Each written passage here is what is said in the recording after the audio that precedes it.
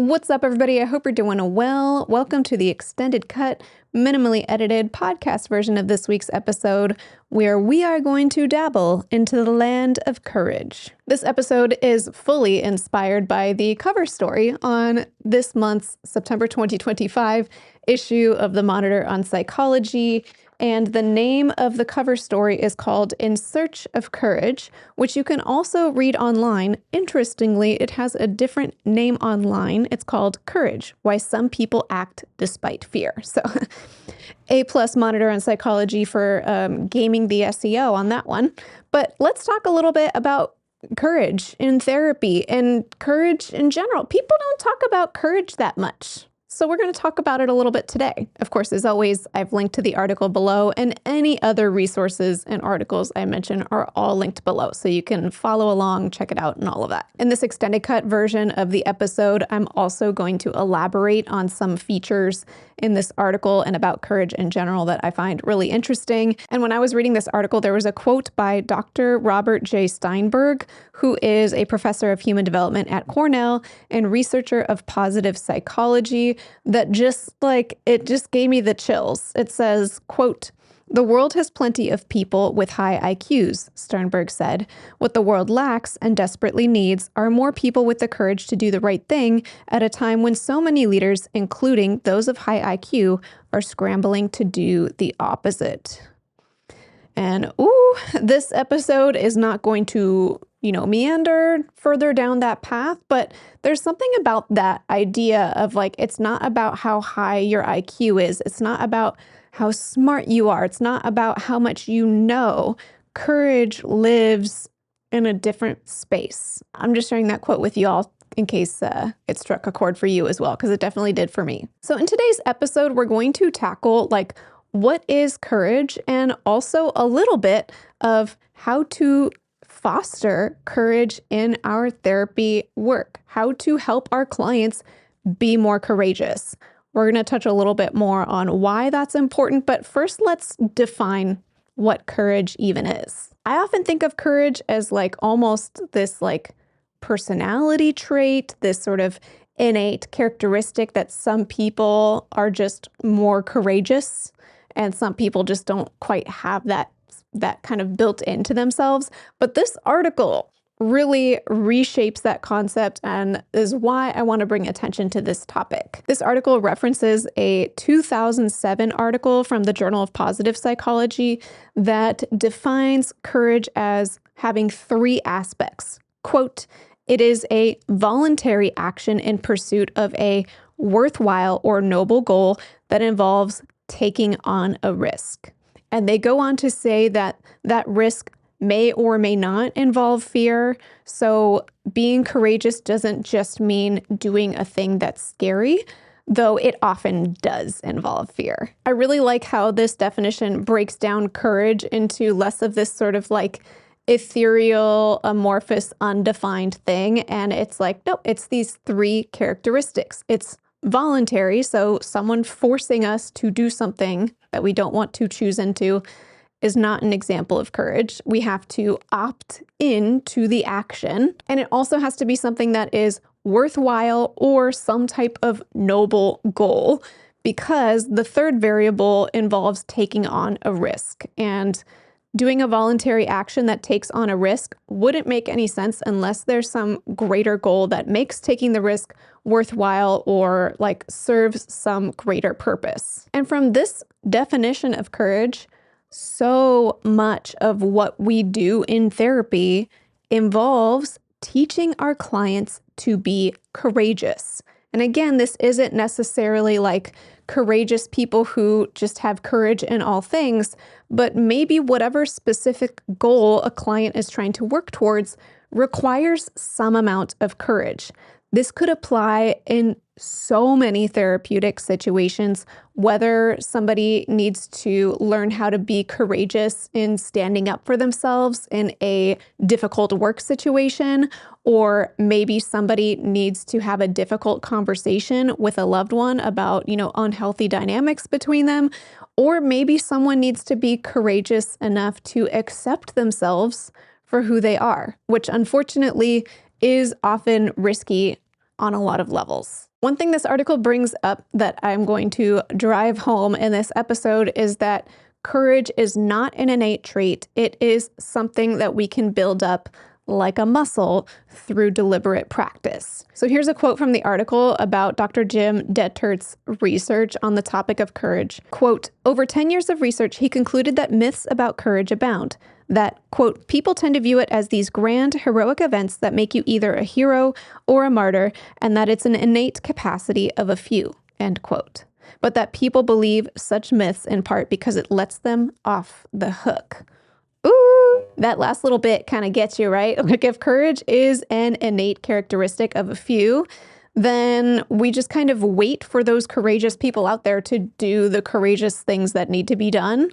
But if courage is a muscle that all of us have the ability to strengthen and exercise within our own capacities, that kind of puts us on the hook a little bit more than like, oh, any of us could be courageous, really. You know, when somebody uses academic language to call you out, like it just kind of hits. It's a little different, right? So this section of the article goes on to say that Dettert has developed this whole deliberate process to teach people to be more courageous. It does seem primarily focused on developing courage in the workplace. It is really fascinating to me that the workplace is the source of where like a lot of research funding and efforts go towards, because we really value being really successful at work, and we should. It's very important to be successful at work. But then we're sort of extrapolating from research that mostly only exists in workplace contexts and pulling them into our interpersonal relationships, our relationship with ourselves, and, you know, our relationship with the planet and politics and so many other things.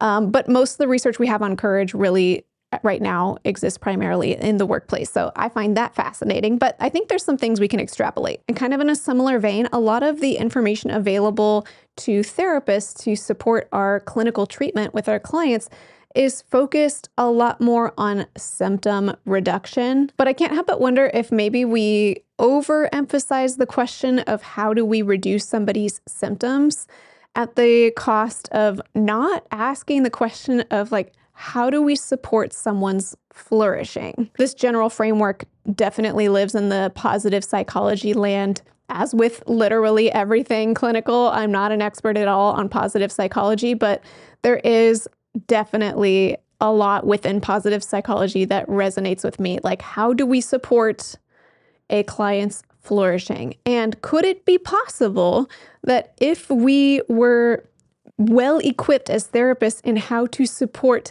clients in learning to be courageous, because it is a learned characteristic, could that potentially also help in reducing a client's symptoms, at least sometimes for some folks in certain situations? I personally think that if we were really well equipped in teaching our clients to be courageous, a lot of folks would feel a lot better. The article cites some really interesting research on this. Of course, it's again in a workplace context because that's where the funding goes, but let's just see what they find. In a study looking at social courage in workplaces, which is someone's proneness to take courageous actions in the workplace despite social risks, such as damaging a work relationship or looking bad in the eyes of others, they found that, quote, people reporting high levels of workplace social courage are more likely to report high levels of life satisfaction and low levels of stress, depression, and anxiety than those reporting less of this quality. These individuals also score higher on their tendency to engage in positive workplace behaviors like taking voluntary, non-required actions to benefit the organization. This seems important. This seems relevant, right? People who are more courageous are also happier in the workplace. Should we maybe explore if that's true elsewhere? People who are more courageous in their households, people who are more courageous when it comes to social action, people who are more courageous when it comes to, I don't know, like, you know, the article cover picture is the firefighter getting ready to put out one of the massive wildfires in California last year.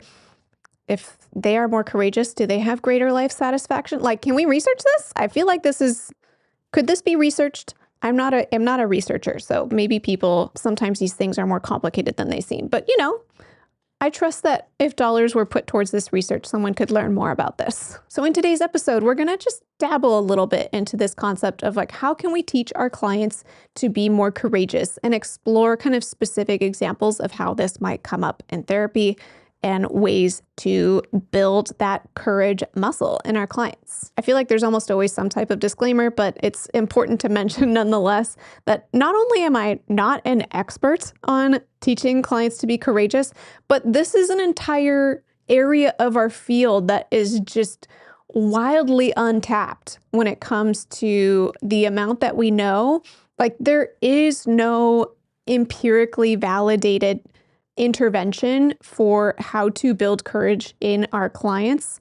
There are some empirically validated interventions for the workplace to help foster workplace courage. So we're dabbling into like uncharted territory, but I think it's pretty clear to me, at least, that despite the lack of empirically validated interventions, so much of what we do in counseling is helping our clients build their courage muscle. So it still feels very important to talk about, but just know I'm giving that disclaimer of like, there is no validated tool to help us do this. The caveat to that is, I'd say like so much of our empirically validated tools and interventions really are geared towards helping our clients build courage. So I think it's pretty easy to make an argument of how the empirically validated interventions we already have to treat various concerns do lean into courage, teaching our clients to be courageous.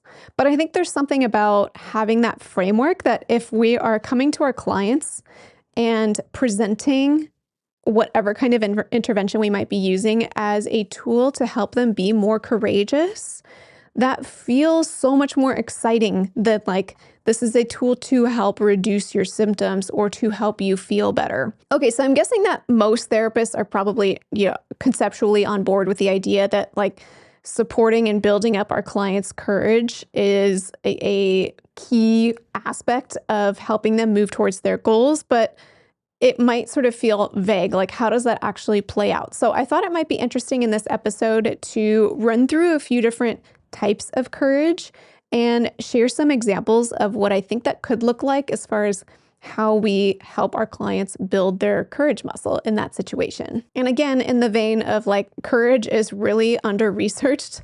If you look up the types of courage, depending on where you look, there are different lists of types of courage. Some have 4 and some have like 18. But I found this article from helpfulprofessor.com that I think does a really good job of naming types of courage and examples. So I'm going to pull from that article for this section of the episode, and I've linked to it in the description below. Okay, so the first type of courage that they reference in this article, and probably one of the easier ones to grasp, is physical courage. Quote, "Physical courage involves proceeding despite fear of physical harm." And a little clarification we learned from the Monitor on Psychology article, that fear doesn't necessarily have to be a component, but maybe we could rephrase it as physical courage involves proceeding despite risk of physical harm. And then the fear could be present, but doesn't have to be. And then this article presents some situations, including the threats or risks involved, as well as the skills tested. So one situation they present is protecting someone on the street from an attacker. Yikes.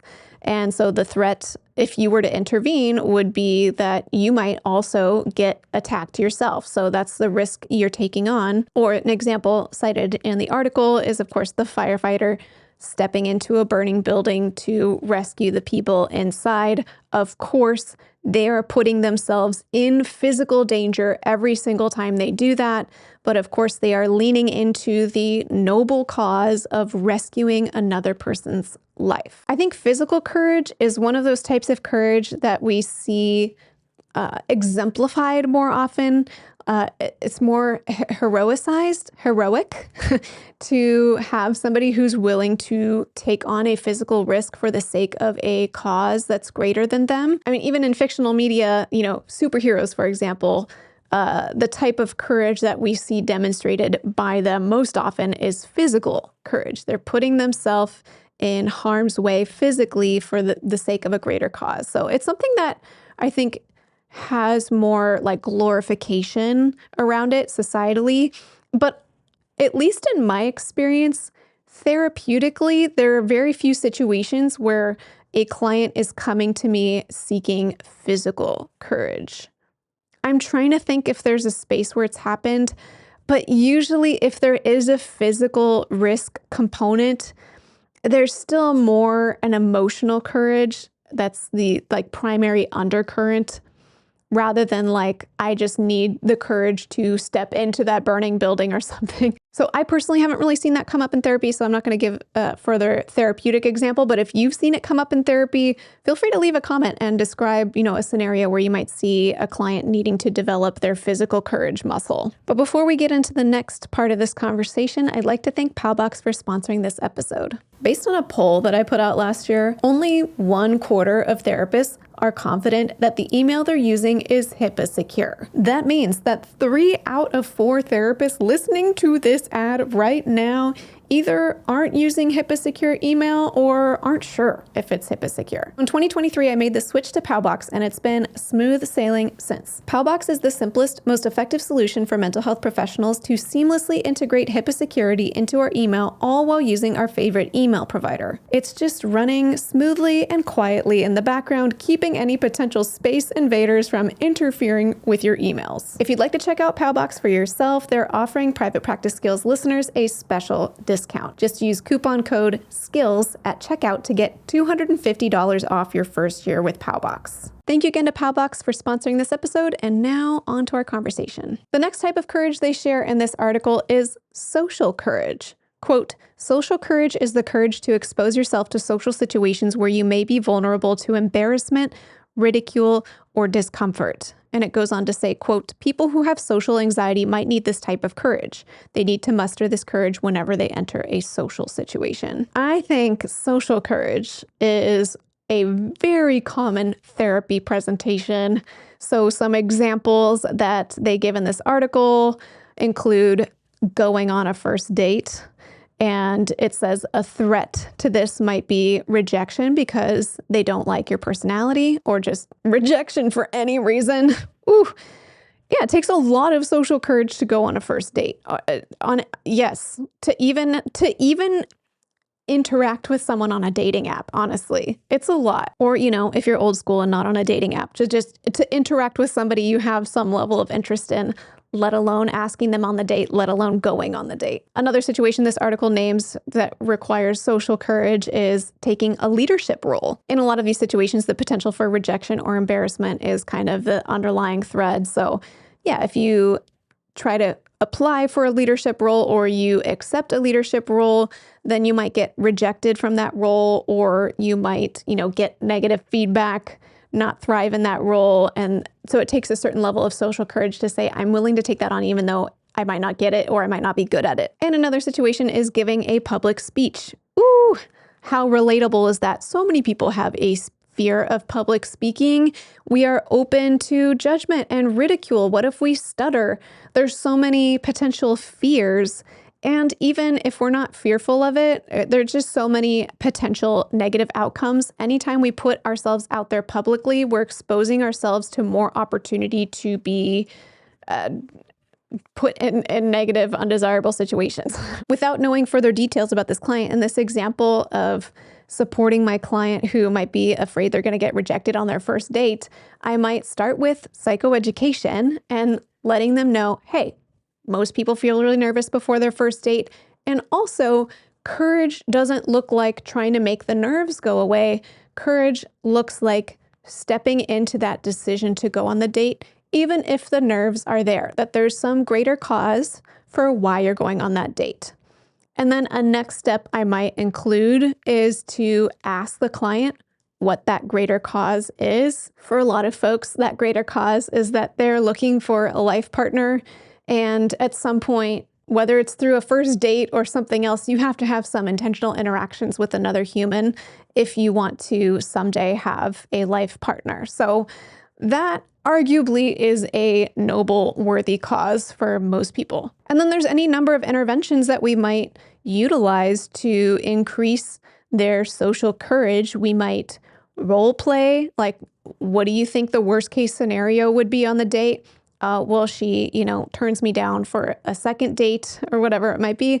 Well, let's role play that interaction so that you start to rehearse what it looks like to still be courageous in that moment, even though it's super scary. Of course, there's any number of ways that you can utilize like your most typical interventions. Like maybe you use an IFS framework and consider ways that, part of your client feels scared, but part of your client's really excited, and then, utilizing that dynamic and using interventions there to support your client to do this courageous thing. So it could be any tool, but if we're utilizing the framework of courage, I think there is a really positive momentum. Like we are deliberately teaching our clients to be courageous and that we can loop them in on that. Like we're not just trying to squash their social anxiety. We're just saying, hey, this is what it looks like to learn to be courageous. That's what we're doing right now. We're just practicing using that muscle. Okay, the next type of courage that this article talks about is moral courage. Quote, moral courage is the courage to stand up for your convictions despite the sense that it may end badly for you.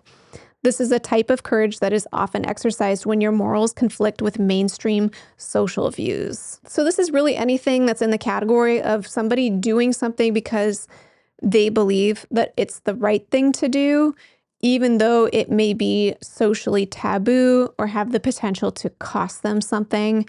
So in my mind, fresh on my mind right now is whistleblowing, because if we're blowing the whistle on something, it can often feel like the right thing to do. If somebody is doing something nefarious or criminal, then we might like to say, hey, so-and-so is doing something that they shouldn't be doing, or this organization is, or whatever it might be.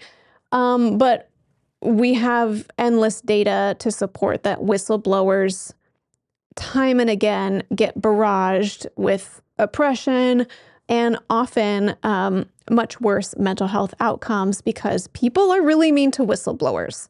So that's a huge risk to say, I'm going to still blow the whistle because it's so important to me to call out this thing that shouldn't be happening, even though it has the potential to cost me a lot.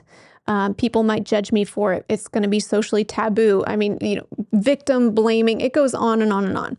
So moral courage is a type of courage that I think is really rare. And I really appreciate this framework because it could be really easy to judge somebody for not, calling out the person harming them or a harmful work environment or wherever something harmful or nefarious is happening. We might want to judge them for it. But when you take into account the amount of risk that comes with whistleblowing, there's potentially a lot of social cost. You might lose relationships.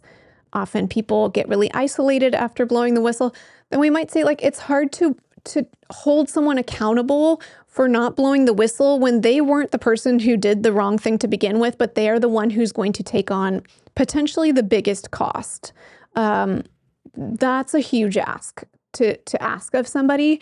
So even just that framework of seeing the risk involved when it comes to courageous acts can increase a sense of compassion. So some of the examples that this article gives of moral courage include civil disobedience, such as choosing to protest against laws due to moral disagreement.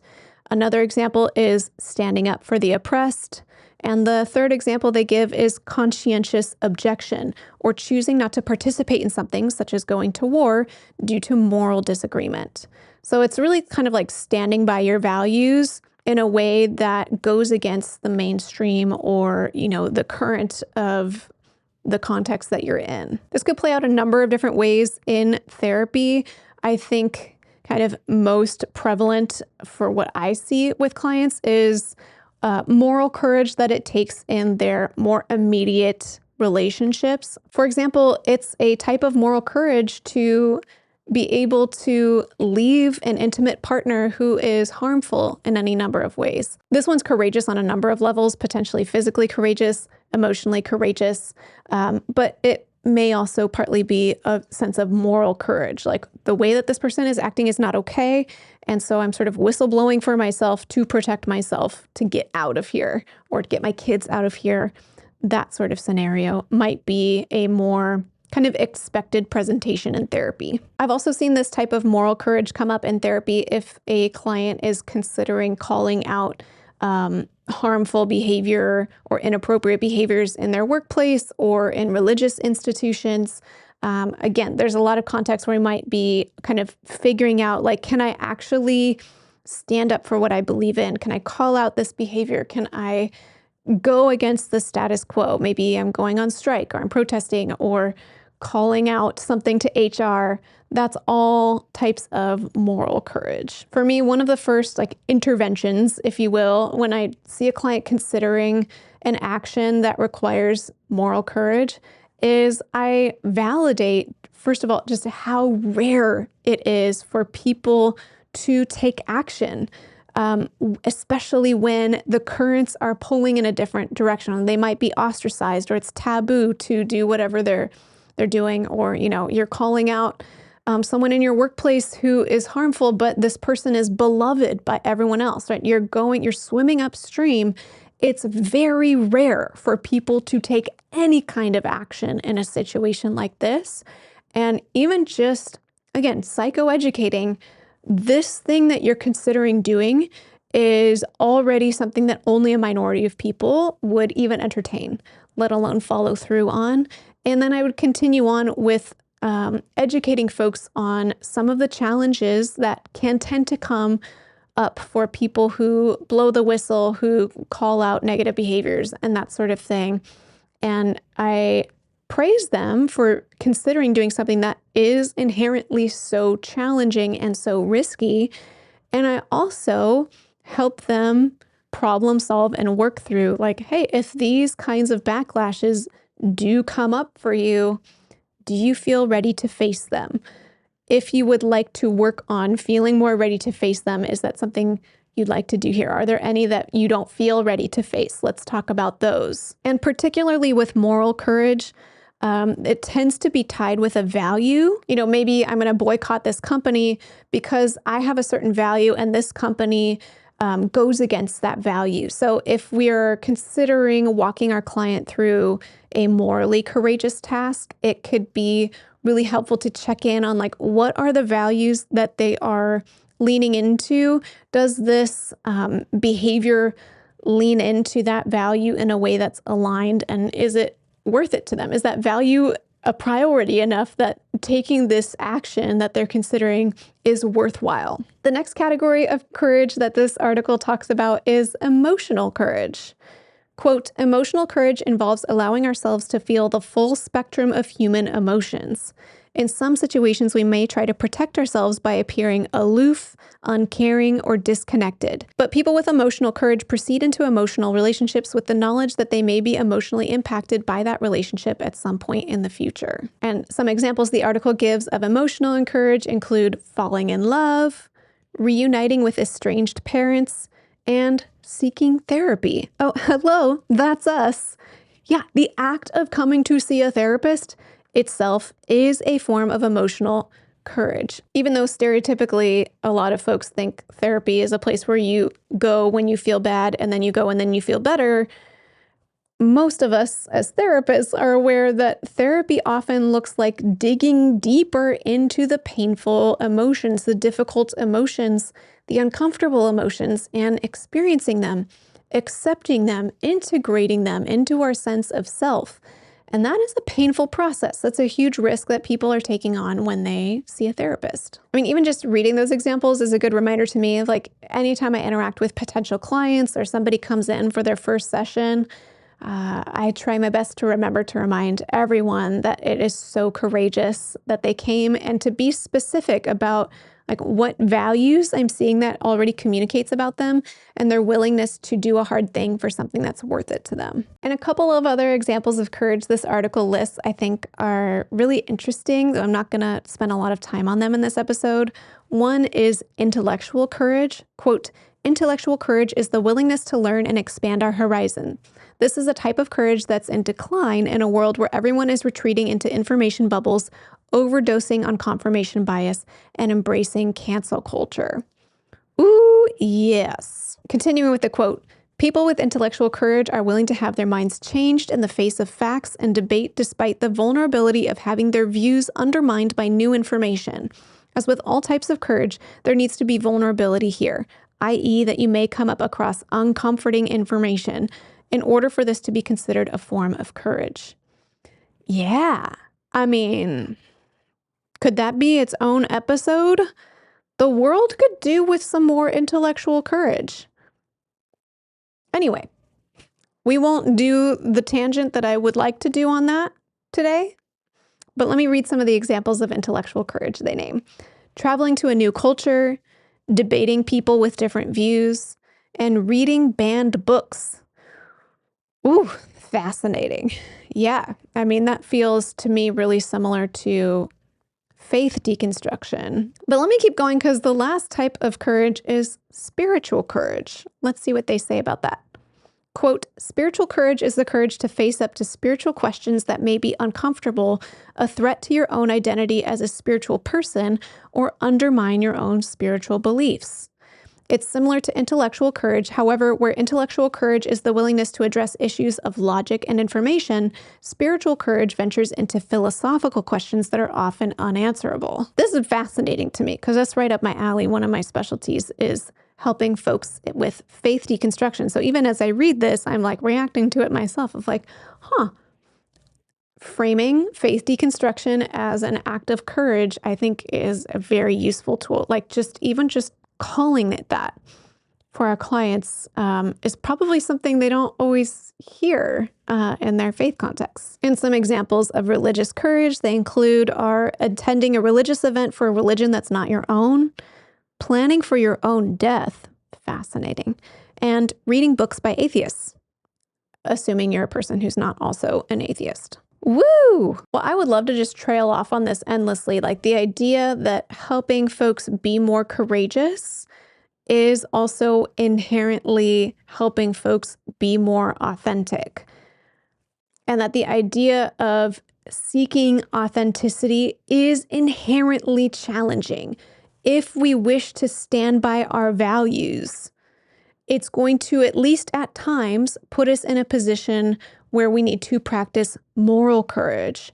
Or if we want to be people who genuinely seek the truth, then we need to be open to intellectual courage. If we want to support our clients in embracing all aspects of who they are, then we need to foster emotional courage because there's going to be things in there that are challenging. So I would make an argument that being authentic requires courage on so many fronts. And I wish that this aspect of kind of what we're doing in therapy were talked about more. That it's not just the courage that it takes to call a therapist and show up for therapy, though it's definitely that. But even the idea of like evaluating our entire worldview, potentially like leaving a harmful relationship or calling it out, like all of these things take so much courage. And often when folks are looking to feel more comfortable being themselves, living in their own skin, I didn't even talk about like body image. Like that's part of probably, I guess, emotional courage, like be embracing your body, embracing your abilities. Like all of that takes courage because it's either uncomfortable or people will push back.